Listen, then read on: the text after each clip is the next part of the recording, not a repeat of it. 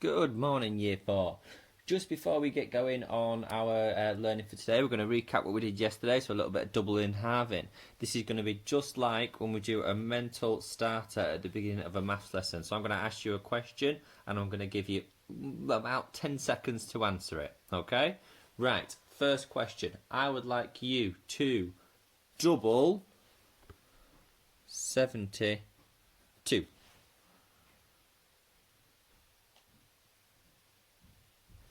Double 72 is equal to 144. Next one, I would like you to double 68.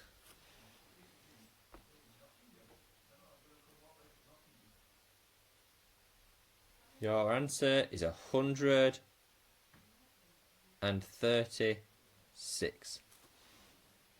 Next one, I'd like you to double 47.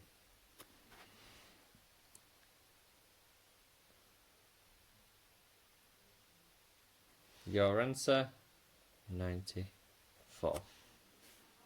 Right then, I'd like you to halve these numbers now. So I would like you to halve 63.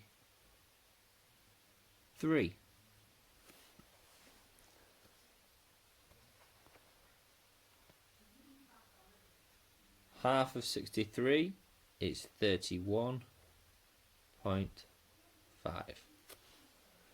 Next time, I would like you to halve 48.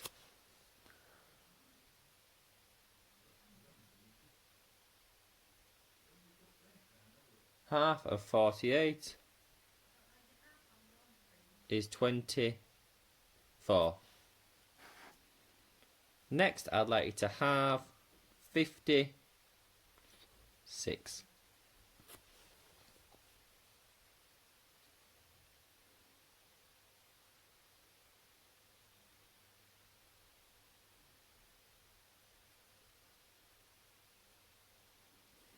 Your answer, 28.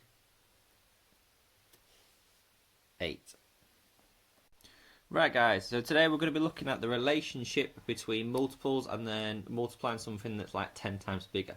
So for example, if we're doing 3 times 4, you should all be able to tell me that 3 times 4 is equal to 12. Now we're going to have a look at if we're making our thing we're multiplying by 10 times bigger. So if I'm doing 3 times 40 now. Right, 3 times 40. My question has got 10 times bigger. So my answer must also be 10 times bigger. So 3 times 40 is equal to 120. Because my question is 10 times bigger, my answer must be 10 times bigger. Now if I'm doing 3 times 400, because my question is 100 times bigger, my answer will also be 100 times bigger. So to help us work out questions, when we get 6 times 60,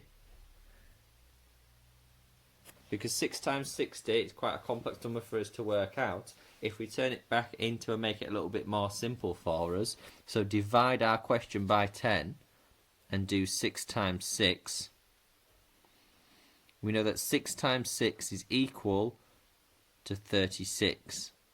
Now we know our question is 10 times bigger, so our answer must be 10 times bigger. So our answer is 360. This can also work if we're doing 70 times 3.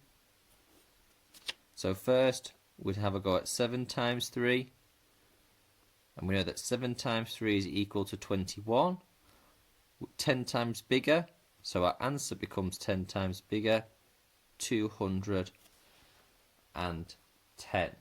Okay, So make it back to the simple version first and then make it harder for yourself.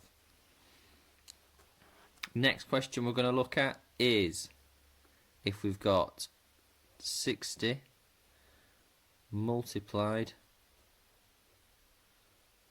by 40. So to make this easy for us, we're going to do 6 times 4 first. 6 times 4 equals 24. Now, because 6 gets 10 times bigger, 4 gets 10 times bigger, in total the question gets 100 times bigger. Okay? So our answer must get 100 times bigger. The clue is because we've got 2 zeros, we can see it gets 100 times bigger. So 24, 100 times bigger, 2,400. This is why it's really important that we're telling you to go in Times Table Rockstars as well as these videos, because our times tables is something that we always need to focus on. Right guys, I'd like you to pause the video, have a go at these questions in your book. I'm going to go over the answers in a second, so make sure you've paused the video now, please.